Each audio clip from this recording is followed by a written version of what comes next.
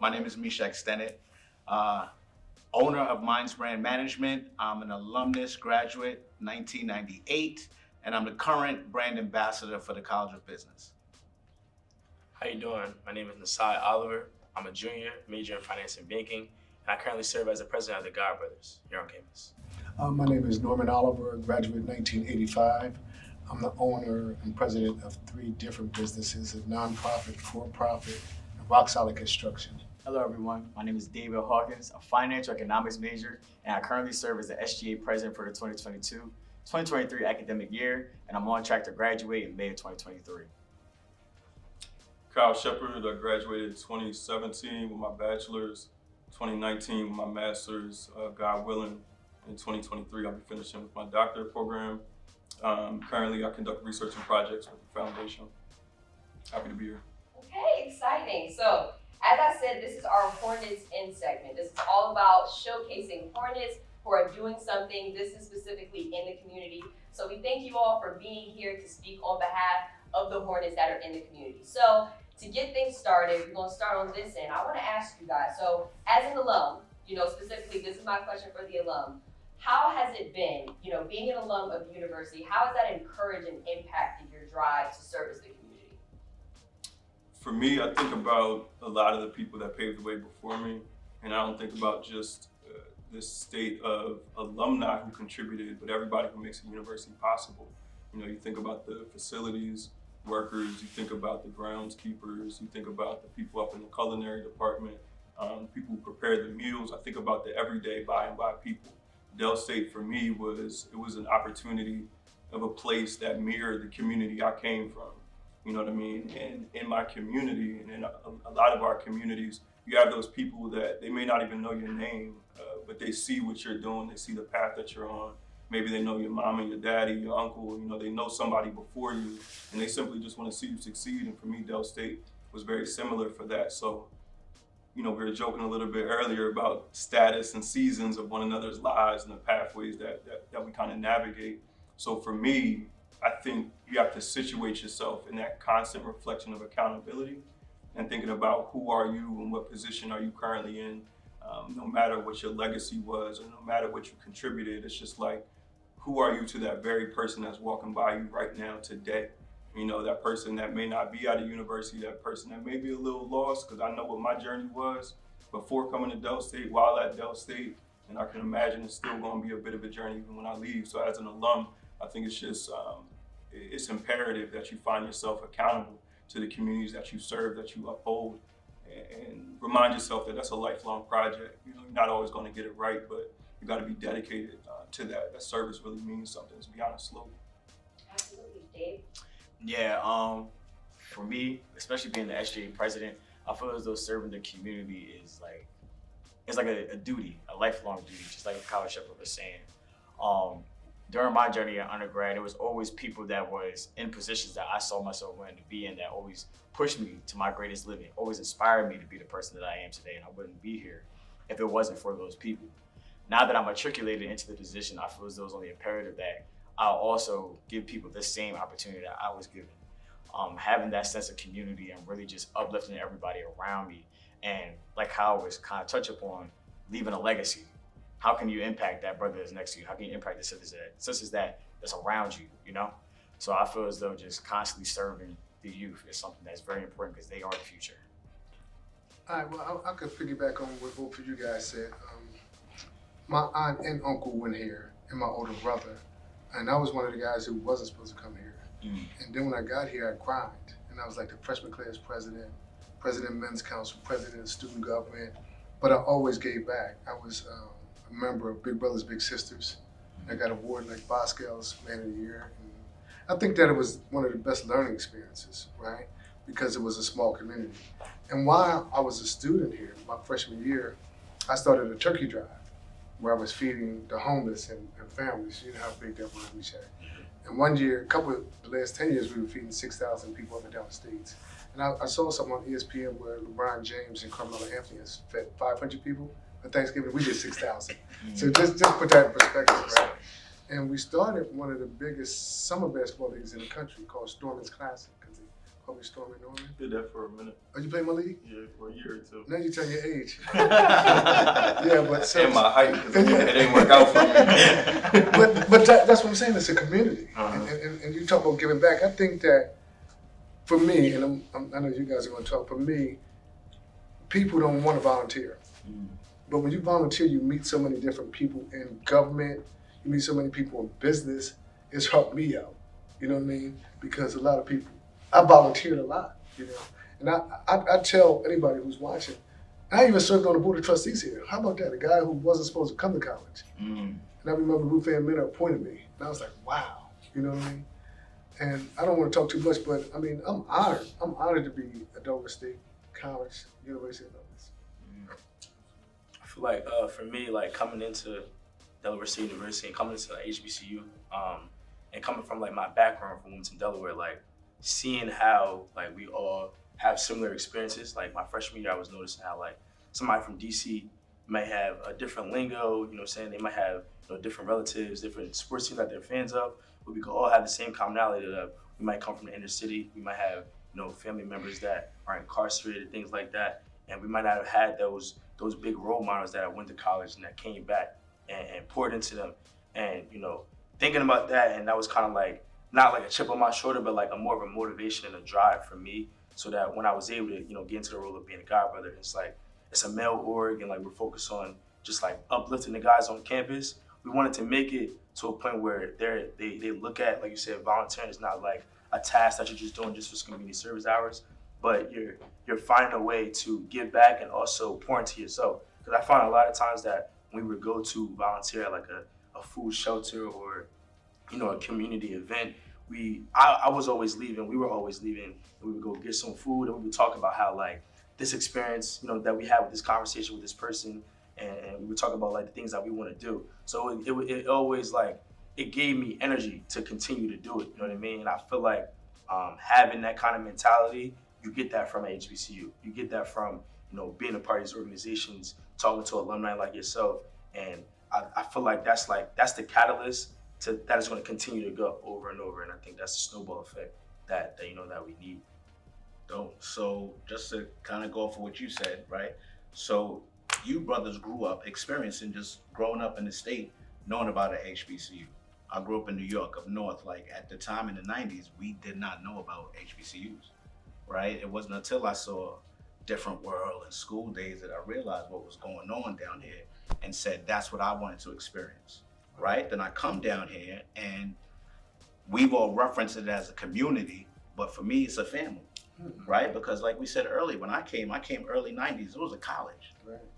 I grew with it and watch it transition and matriculate into a university just like me. So a lot of the brothers and sisters that's here, I look at as my family, right? So then just to keep it going, then once I realized how much it's done for me, I said, I need to make sure that people who are from similar backgrounds, single parent households, Right. inner cities, Right. I need to make sure at minimum, even if they don't choose it, at least they see it. Right. At least they know it's out there. So that's my way of always giving back to the community, always being present, and just always being a proud alum. Hornets for life. You know, it's funny you say that, and I was going to ask you guys, right? Because we were talking about the buildings, and I feel like we're real old now, right? Because Dr. Mashu was the president when I was here. It was like his last years, and he was really instrumental in my life. And, you know, we knew Price and some of these other guys, Widener and all of them, right? And I was going to ask you guys, do you feel like you could go and talk to administrators? Like, I felt like I could do that. Like you were saying about the college. Do you guys feel like you got that kind of, I don't know if we could put this on camera, but I just ask questions. You feel like you could just talk to folks like that? Because we could talk to our you know, Whoever, our yeah. teachers or whatever you want to call them, you know, administrators. I say yes, absolutely. And what really broke the ice for me was my freshman year, and I'll never forget it. Ebony Tire Fair. That was my first time really getting in contact with alumni, first one being Kevin Wright, and then being Dr. Tony Allen. And once I really started to get to know these people for who they are, that kind of really got my foot in the door. I wanted to just talk to anybody. Just seeing the fact that they were willing to just pour all this great information into me, it made me real confident in myself and really went out of my way to network with even young brothers on campus. Like even to this day, before I ever got my position as the SGA president, I was prior the president of the Men of Color Alliance here on campus as well. So I could literally go into like talk to a board of trustee, and come into the go to alumni relations and speak to anybody like MeeShach or whoever have you. And it was literally just from bridging that gap. I just feel as though it's like young kings on the way up. I feel as though it's very important that you take that first step, and it's that risk. At the end of the day, and it's something my pop has always told me, wherever you want to go in life, wherever you want to be in life, doesn't matter what position anybody is in, at the end of the day, everybody started somewhere. And just by having that A and B conversation, I feel as though that's what really gets your foot in the door with everything. So to add to your point, I do think I could really go to anybody in the administrative office and talk to them and have an A and B conversation. Maybe got to be about business, but like MeeShach was saying, it's a family. Yeah, and to insert myself on that point also, you know, it's Black History Month. We're talking about family, you know, we're talking about being together. Also, we're embracing our Black men that are here today. You know what I'm saying? Absolutely. So we got storming over the basketball league. We were just talking about that. Got the brand ambassador for College of Business, SGA, Godbrother. So these are all leadership positions. So being Black men, being Hornets, how are these leadership, talk about the importance, of these high leadership positions in the community. I would say for me, and it's something that I just realized like literally like this week, and because we had like a really good year for the Godbrothers, and it was an organization that it was for the guys on campus, and it was flourishing at a certain point, and it wasn't flourishing, you know, coming into the school year. And so the biggest thing that I learned was just leading by example. You know what I mean? So literally like taking that extra step. You know what I'm saying? Being positive, having that energy out there, and actually pouring into like being genuine with the brothers on campus, because you know there's gonna be some guys that they don't want to wear suits all the time. You know what I'm saying? They don't want to be in these big meetings or have these high positions, but they're here because they want to be the best version of themselves, and they represent their family. You know what I mean? And just off of that, and having that real genuine attitude and approaching like the brothers here on campus by just by pouring into them, talking about their goals, and actually like reaching out to them like, yo, if it's an event or it's a community service opportunity, yo, I need you here. You know what I mean? And they might think like, yo, Sai, you hassling me, or like, I don't really want to do it. I just want to play the game. But when they go there, you can really see it, and it's amazing. Like you see them open up, and you see their eyes, like yo, I didn't think I could do this. You know what I mean? And that's the best part, because, and so I would just say leading by example and being that change agent. You know what I'm saying, for yourself. If I could piggyback real quick, all of us leaders, we don't choose to lead, right? Some of us are chosen. So I look at and I listen to and look at you guys and think about what you did while you was here on campus, and I was the complete opposite, right? So they sent me home freshman year. I was in no class. I was never SGA anything, right? But my time at Del State, I started to do events and work with people.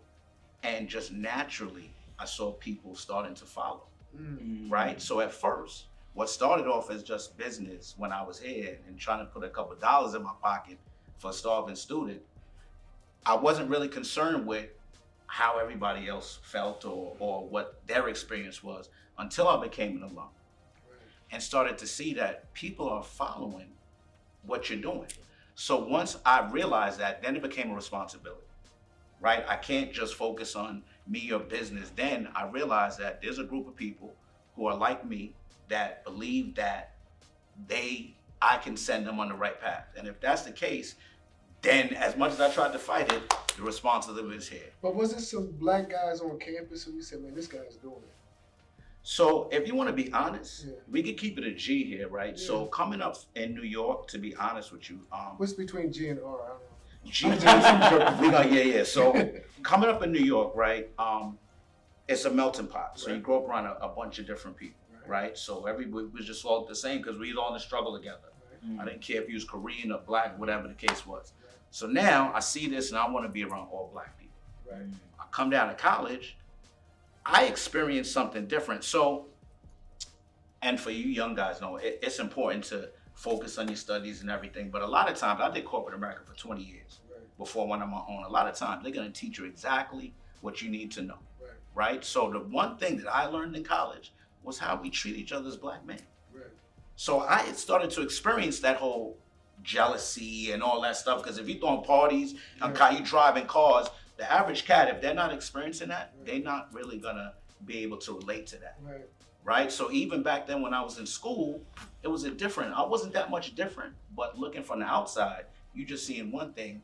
And that's one thing that I experienced at a black, but it was necessary, I got you. right? It was necessary for me to grow, to mature, to be able to deal with all my people now, you know, because we are what we are. We all had a crab in a barrel and all that.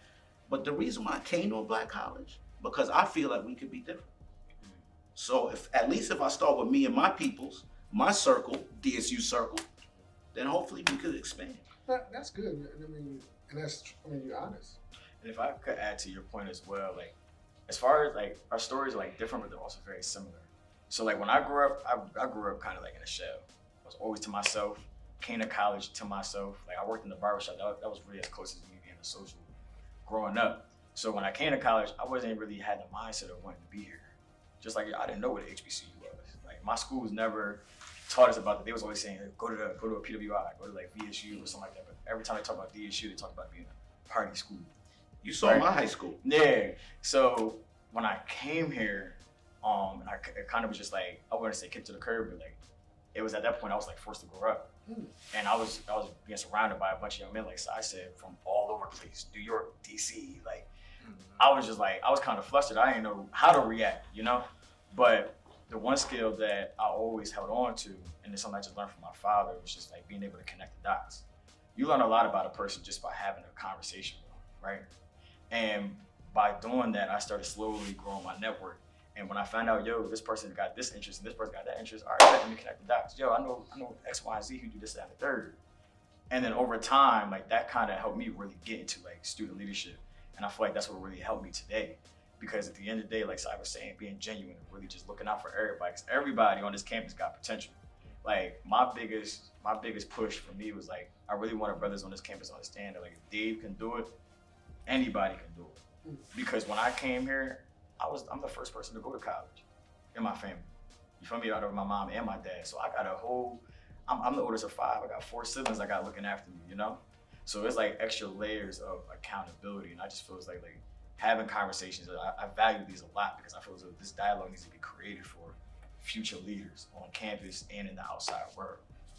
If I could just say one thing real quick, because you referenced earlier about the relationship between students and administration. When I was there as a student, I didn't have any relationships because I'm not from the area I'm one of the first to go to college in my family too. Right. I didn't have any connection with alumni when I was here, right? So that's a big reason why I make sure that I'm connected to the students now, right? Because there's so many things. So we went up to a recruiting trip, Dave and Mr. DSU, we took a recruiting trip up to the Bronx, to my high school, Mount St. Michael Academy, right?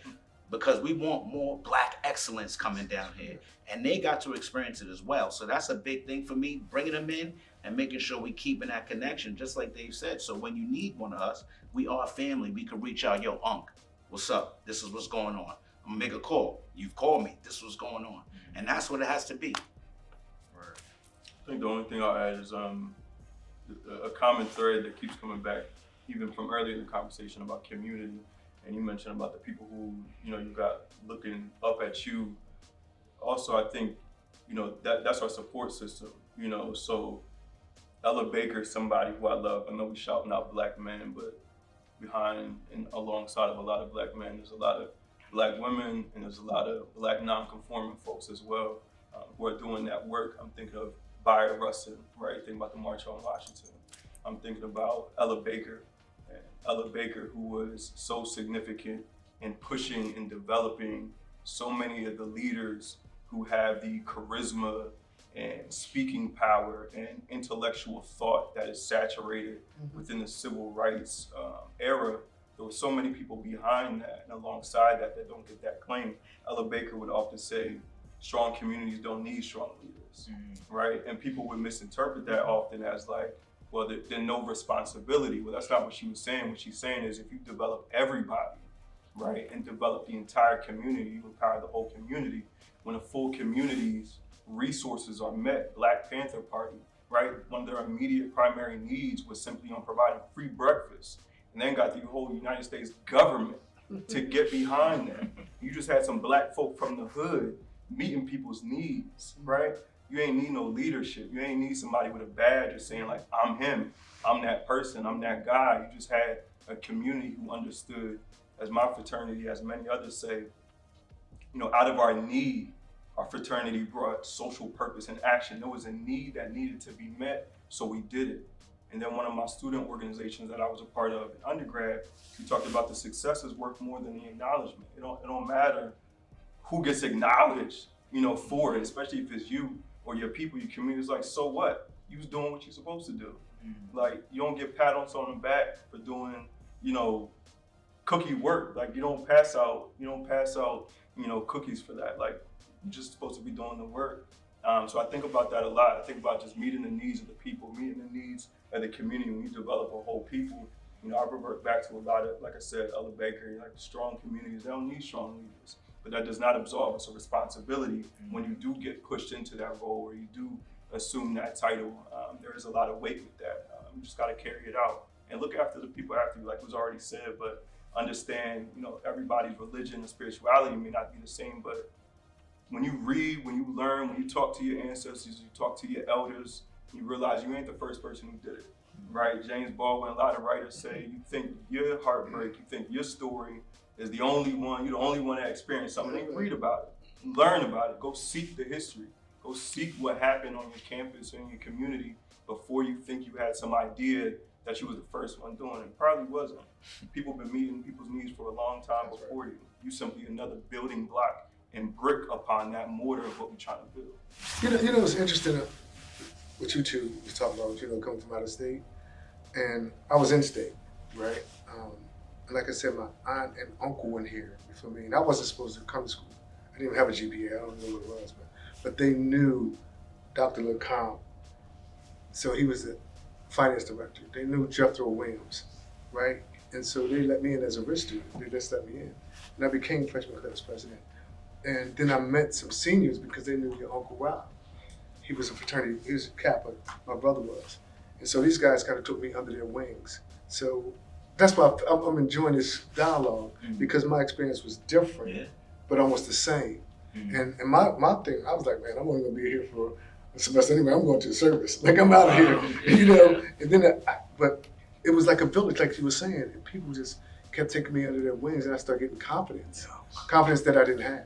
And let me add something, yo, because the previous is ironic now, maybe. My first college was a PWI. I went to Wesley. And I went to college because I thought that's just what you're supposed to do, right? My mom was an educator. Right. My brother went to Howard. And I went to a Votech high school. So for those who don't know, you just studying a vocation, you studying a trade, right? So the reason I got interested in college was because in high school, because of the stuff that I was doing, I kept getting sent to the guidance in the disciplinarian office. It's a true story. And then when I looked in the office, I see this degree on the wall, it's a psychology degree. And I'm looking at the guy talking to me. I'm like, what does that degree mean? Like, what do you do? How'd you get that degree? And he was like, well, it afforded me the opportunity, long story short, to do what I'm doing now. Like, I want to know, like, what's going on with you? Like, why do you keep ending up in my office? And I was like, I want to do what you doing. Like, I want to be able to be that intermediary. He interceded in a way that changed my trajectory. I ended up going to Wesley my freshman year, only because I'm thinking that's what I'm supposed to do. I failed out, right? My first freshman semester, didn't meet my grades. They said, you got to pick it up or you're going to lose your scholarship. I lost it. I failed out my first college. My next college, another school, another PWI in Delaware. Because of what I was still doing around the way in the community, some of my boys who was up there, I take accountability for that. An altercation at a situation at that university, I got kicked out, right? One time I got this email, they said, you got 24 hours to take your stuff off campus. And who do I call in that moment? You're talking about people that depend on you. Who do I call? I call my God, but I know who to call, right? So though I'm in this doctorate journey now, this title now, where like it's assumed that, you know, once I got to Del State, I just had things figured out, things were just clicking. No, the person who even got me back to Del State, when I failed out of one school, got kicked out of the next school, I was like, I'm not going back to school. I was working at Amazon, enlisted in the Air Force, right? It was a homie from around the way, an OG, right? And I ain't gonna say the whole story or everything that what was going on then, but he said, man, listen, like, you need to go back to school. Like, you got something different going on. Like, you need to go back to school. I'm paraphrasing and using much nicer words than he used for me, right? And that was somebody who didn't have no leadership role. He ain't have no title, but he had a lot of work, a lot of clout, and I had a lot of respect behind what he did for the kids and for the people at Gander, at Howard Young, for the kids at the youth juvenile detention center, stuff that would not be in the news, was not in the media, but I saw what he did behind the scenes. So I appreciated, you know, and respected the fact that he encouraged me to get back. And he the reason why, along with many other people, but he the reason why I really, really returned back to school, and I'm still there now for 9-10 years. I've been at Dell State, you know, throughout these degrees. But a person is a person because of other people, you know? We made up of other people before us, that's all. And I'm similar too, so like, man, just to correct you earlier, so I do get in state. I'm an Inspired Scholar. So I went to a Vortex school, went to Hudson. And what really got me like to lock in with Delaware State University was just because I wanted to be able to take advantage of the opportunities that my mom and my dad didn't get the opportunity to have, especially getting the blessing to go to Delaware State University for free. So really, I originally came with the mindset like at Hudson, they didn't give me the trade that I wanted. They put me in culinary arts. I wanted to get into business. I knew I was going to get into business, and that kind of forced me into like I guess you'd call it a young life crisis. I didn't know what to do in my life. That's when I started really getting into reading, listening to podcasts, like a book that really changed my life to this day, Rich Dad, Poor Dad, and Think and Grow Rich by Napoleon Hill. So when I went and Delaware State University came to my school, I was like, college is cool, but like it's not going to teach me how to be my own boss. Like college is going to teach me how to be another worker because that's the mindset that I had from going to a trade school. As the system. But the knowledge that I had developed from school, I was like, you know, I'm gonna self-educate myself outside of the traditional ways. There's one quote that sticks to me to this day, and your network is your net worth. So that's the mindset that I came in with in college. I'm like, at the end of the day, when I get in here, I'm gonna do this my way. I'm gonna figure out who's the deans of the departments. I'm gonna figure out who the bosses were and things of that nature. And I feel like that's what really helped pushed me throughout these 4 years of college, because it wasn't easy. I couldn't call, like you said, like when it came to those moments where I had my lowest lows in college and my highest highs, right? I couldn't necessarily call my mom, my dad. Like I could, but they could only understand to a certain extent, right? And it would put me in some really different like predicaments in which like I had to really, it forced me to rely on myself. And I learned a lot of different things about myself in which like I couldn't really, like if I couldn't talk to my own parents, who could I talk to? Yeah. And we're talking about, you guys touched a lot on paving the way, others paving the way for you, you paving the way for yourself. So let's talk about, you know, we're talking about the community, we're talking about involvement. What's been your greatest accomplishment that you feel like, wow, I've made an impact in my community? You know, I'll let you all go around and tell your stories. You can start with, I'm Mr. Godbrother right here. I would say my biggest thing that I probably felt like I've done in the community was, I would say it wasn't at Delaware State, not yet. You know what I mean? I feel like I'm still on my journey. I feel like I've done a lot of community service here, but something I really like was like the spark that started everything for me was when I was 12 years old. I started. My mom had lost her job that summer, like coming into that summer, and so I was a sneakerhead at the time. Like I wanted all the sneakers, and she would be always the person I would go to get those sneakers. And so my great-great-grandmother had a lemonade recipe, and I learned it, tweaked it, and I just went in the corner in my neighborhood over North Side, and I started selling lemonade on that corner.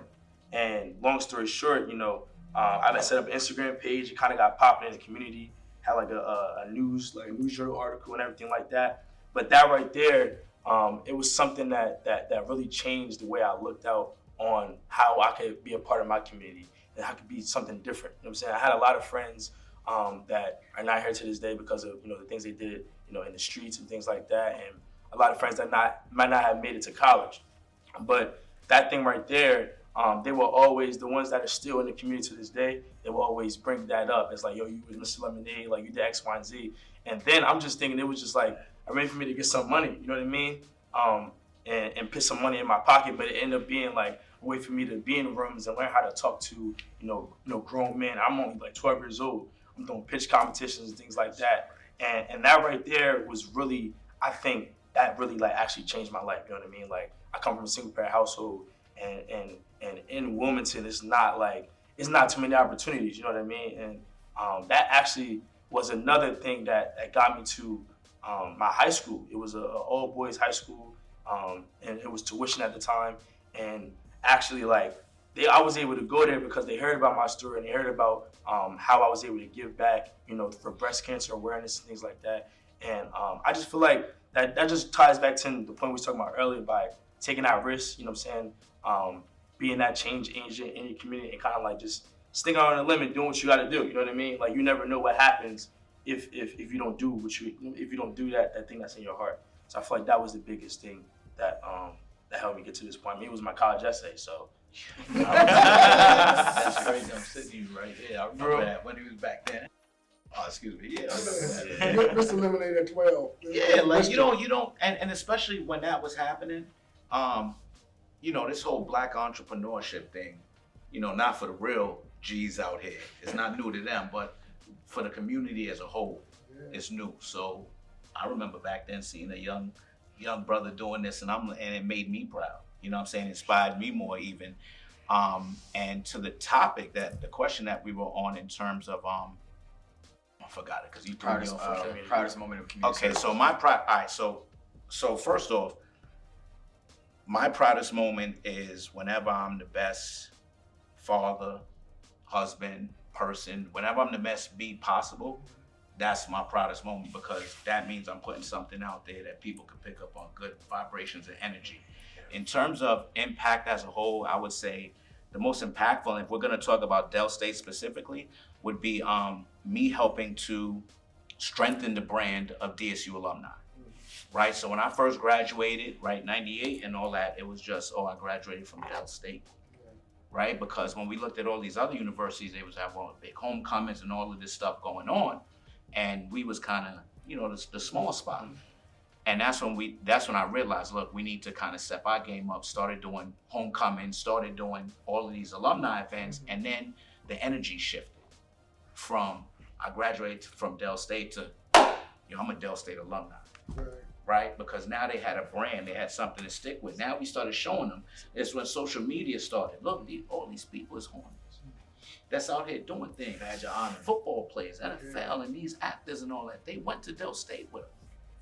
Right? So once they saw that, it gave them something that they was proud to belong to. And then it was like, yo, we DSU alumni. So I think that would be one of my biggest impacts. I guess for me, my freshman year, when I went home that summer, started a basketball league. It was 54 young black guys at Southbridge. And we started in Barbara Hicks Park. And by the time we ended, it was one of the biggest leagues around the country. We even played a team from Japan. I mean, it was like that. Sonny Vaccaro, they're doing a movie about him because he signed Michael Jordan when he was at Nike. And he's now one of my best friends. And I'm looking at Ben Affleck and Matt Damon playing Sonny Vaccaro in a movie's called Nike, or Air, I forget what it's called. It's coming on HBO, It's right? coming up, yeah. And so he and I were talking the other night, and he was just saying, like, you're one of the few guys who started back then who I'm still connected with. So I think that would be one of my biggest, from 54 people in Southbridge to 2,000 players up and down the state. You know, AJ English, LeBron Prophet, Elena Deladine. Yes. All of them played in the league, and guys from Philadelphia. You know, guys from DC. I mean, Joe Forte and all those guys. I mean, we were playing New York Gauchos and I already know about that. I mean, it was like it became. I mean, and anywhere I go, they know me as Stormin. You know, Yeah. we just created our own Hall of Fame. You know, so I guess that being able to touch those many lives. Like Stan Woodman's nephew, Tyson Woodman, called me when I was coming here. He's coaching at Wichita State, and they're playing Temple tomorrow. He said, Storm, I want to leave some tickets for you. So you know we left some kind of impact, and that goes on with me with guys around the country. Dave Henderson with Cleveland Cavaliers. I could go on and on. So that would be one of my biggest comments. If I could just, this proud moment I gotta mention, because you mentioned NBA and last Thursday I got to interview Mahmoud Abdul-Rauf. Oh, yeah. Right? For those that don't know, he has a documentary, Stand, it's beautiful. before Kaepernick. He was the brother that stood up to Absolutely. the NBA and said that we don't respect what the flag represents, Absolutely. right? And I got to interview him last week, and just to have him come to Wilmington, we had at the public library. For me, that was just a personal matter. We talking about all that stuff. I had to give it that a shout No, out. but because that should be inspiring to you because what he stood for. Because he and I were talking in Atlanta, and he's got. I think you were talking about this too, man. People who transcended, Correct. you know, and he was one of those kind of people. He was. And even you guys talked about, I didn't grow up with a father in my house. That's the dude I had on my wall, Chris Jackson. You understand what I'm saying? Chris Jackson, you really tell your age. Really tell my age. That's why I was looking up my wall, but that's what you do when you don't have those role models in the house and all that. So to come and now see that he's had this much of an impact and to even be able to just have that conversation was super dope. So For me, I wanted to add a little twist to it. It's kind of a combination of both what MeeShach was saying and Kyle Shepard was saying about leadership, and really just that sense of being a servant first, being selfless. That's you right. know, being the MoCA president was like my first big step into student leadership for me. It was my sophomore year, and I've been shadowing behind the former board for literally a year at that time period as a freshman. So all of them are graduates, and they literally just dropped the ball and was like, "Yo, we want you to be the next president." And at that time period, I think it was Kyle that had said it. No, it might have been MeeShach, but I didn't know if I could be a leader. It was just something that I was called to do, right? And MoCA at the time period, they only accepted probably like 10 to 15 people, and you had to have the highest of highs GPAs and a whole bunch of extracurriculars. But when I got in there, I was like, you know what, I'm gonna switch it up. That same year, I brought in 70 brothers into the Men of Color Alliance, right? Started really training them, teaching them life skills, how to tie a tie, how to put on a suit, how to be an upstanding man of value at Delaware State University. And then as I went on for the next 2 years, doing a whole bunch of different community service and things of that nature, I'm proud to say, like when I matriculated into SGA, every brother that ran that year, whether it be for Mr. or an SGA position, whether they won or lost, were all part of the Men of Color Alliance that year, right? And that kind of adds to the conversation in which creating, really like impacting others to really grow their own wings and fly. And not necessarily like, oh, like I would want my flowers for it. Nah. At the end of the day, having the ability to give somebody a platform for them to do whatever they want to do and then moving on with your life. I think that's a beautiful thing. It's easily one of my proudest moments at Delaware State University. I think I'm proud of a lot of things, from undergrad to current as a grad student finishing up my year. I'm proud of a lot of different things, but my biggest accomplishment, I don't think I've hit it yet, you know? And I think it's more important for me to name that. So I think it would be a simple process for me to think about something that I can look back on in terms of the brother sitting across from me got a scholarship that was a byproduct of an idea through the Urban League, who in the past, our current university president, was one of the founders of here in Wilmington, Delaware. And prior to being a part of that Urban League, it was just an idea that I had called the Graduation Give Back. As an undergrad and graduate student, under this idea that even when you move on, and even when you move through or transcend, there's still so many people and so many things after you, right?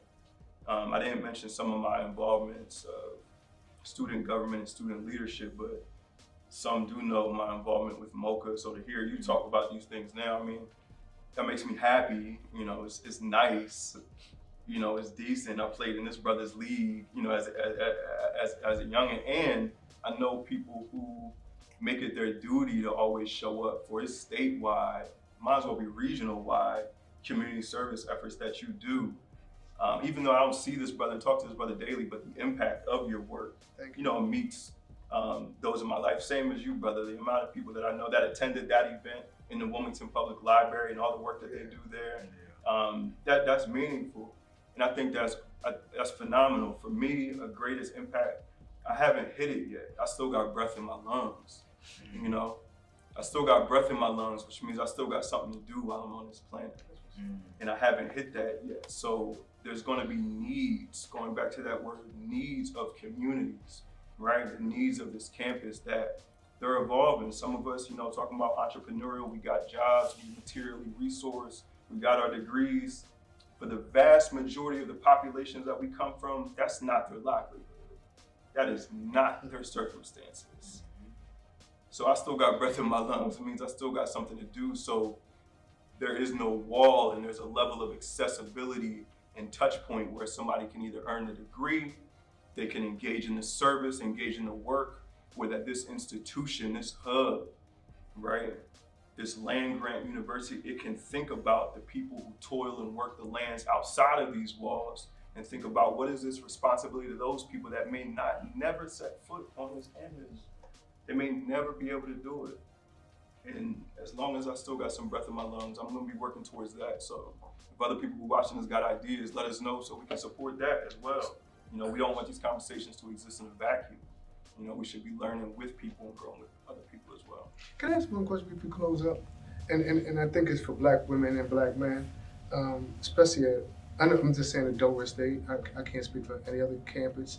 When we were here, a young Black lady, her freshman year, was crossing the street and got hit by a car, got killed. And so we were marching, you know, for them to put an overpass. And they still have not put an overpass, which is another crime, which is a crime in itself. But I was following, if we could be very candid, with some of the stuff that you guys have been going through.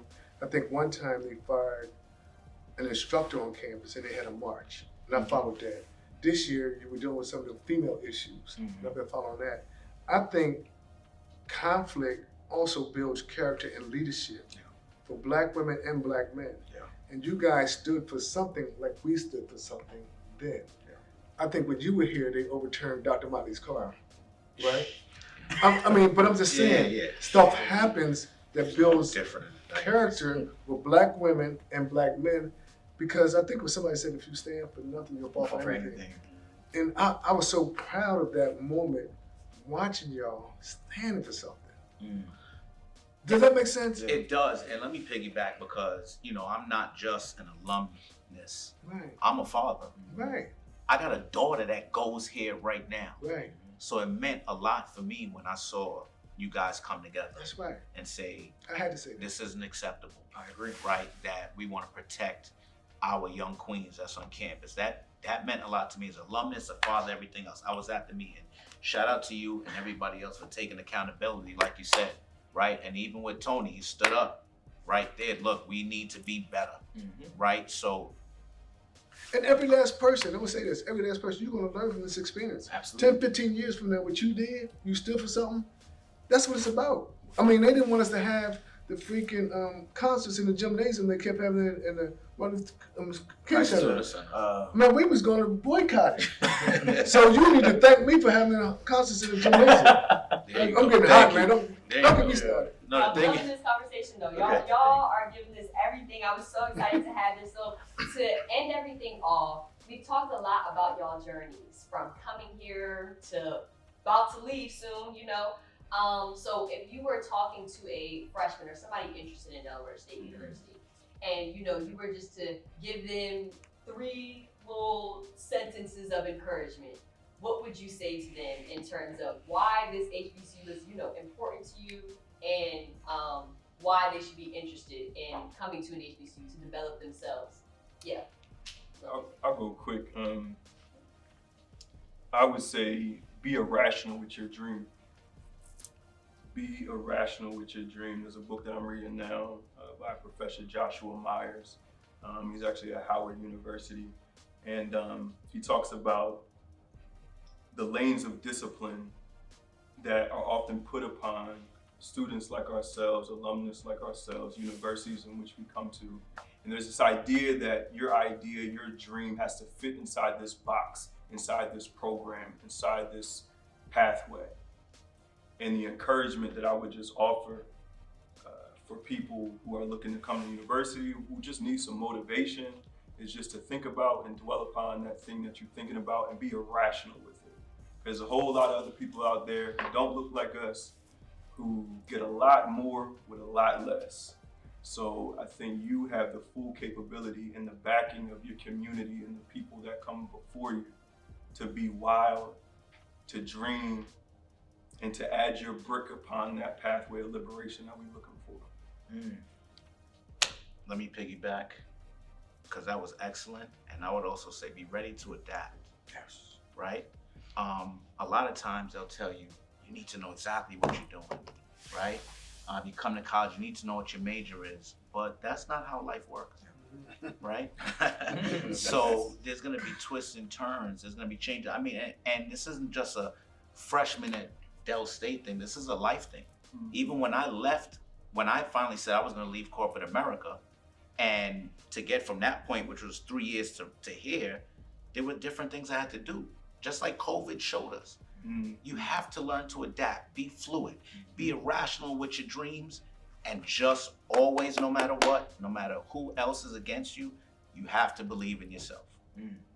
If I could add to that as well, I think it's very important as Black men and Black women to come into historic Black college and university, that I say don't put too much pressure on yourself. You don't have to know everything as soon as you walk on campus, you know? Like MeeShach was saying, there's some people that probably may come into college knowing exactly what they want to do, but that's not everybody. That's right. Like my sister goes here, she originally started out as a nursing major, now she's a computer science major, full 360. Yeah. But when you come in here, and my mother told me this, college is like a blank canvas. It's all about what you write on it. Your journey is your journey. Don't compare yourself to others, because at the end of the day, what's meant for you is always going to be there. Stay focused and stay on the path. I would say, for me, I would say for anybody that's coming into Delaware State that's looking into a HBCU, I would say definitely like remember where you come from and hold that with pride. You know what I'm saying? Like I know the biggest things for me was that a lot of times that when I would be like struggling with like a class or like I just felt like down or whatever here at school and you by yourself, I would always look to the picture I had from graduation where it was like all my family members, they all came from like my Kobe parade, you know what I mean? And so I always looked at it because you never really, coming up where you're from, you never really like appreciate the little things, like going to the corner store, you know what I'm saying? Like hearing people arguing outside, little stuff like that. But I cherish every time I get to go home, you know what I'm saying? I never realized that. So I think that really gives me the energy every single day to achieve in my classes and do what I want to do. I feel like I would definitely say just cherish where you come from, you know what I mean? Because you take those little things for granted, but once you're here and you're in the element, in your own world, and you're making stuff for yourself, you really will appreciate home a lot more. Yeah. I think for me it's just very simple, just what you and I were talking about, just lifetime friendships. I mean, I got friends from college, from Del State, I've been friends with for life. And you can't ever forget that. And I cherish those moments. All my friends from New York and DC, you go anywhere in the country, you got a friend there. That's a fact. That's what it's very simple for me. Friendships for life. I've seen Hornets all over the world, Friendships for no life. matter where I am. So. Yeah, every time I wear this, there's always somebody like, yo, I used to go to Del State, or I'm a graduate from Del State. They probably don't even know, we got the biggest black car dealership in Atlanta, Steve Ewing. Steve went here. Wow. I'm going down there in 2 weeks. Steve to Ewing. do an interview. Wade Ford. Oh, Wade check Ford. him I'll out. give Steve a shout out so he'll me some money. There you go. But and he gives back. I mean, you know, he sponsored the event for homecoming. I mean, he played football. Man, God, I could go on. You know, we had the first white coach here in the history of any HBCU. Yeah. Joe Pizicki. And these guys Amazing, were burning the stuff on campus, and he walked and quit. He was SGA president. He walked out and quit, and then they're the best of friends. But Joe Pizicki was the first white coach in the history of any HBCU, and Coach Martin. And God, I can't. We'll be here, but I'm getting hungry. I want to thank y'all for y'all time today and for y'all conversation. Thank you. Y'all Thank you.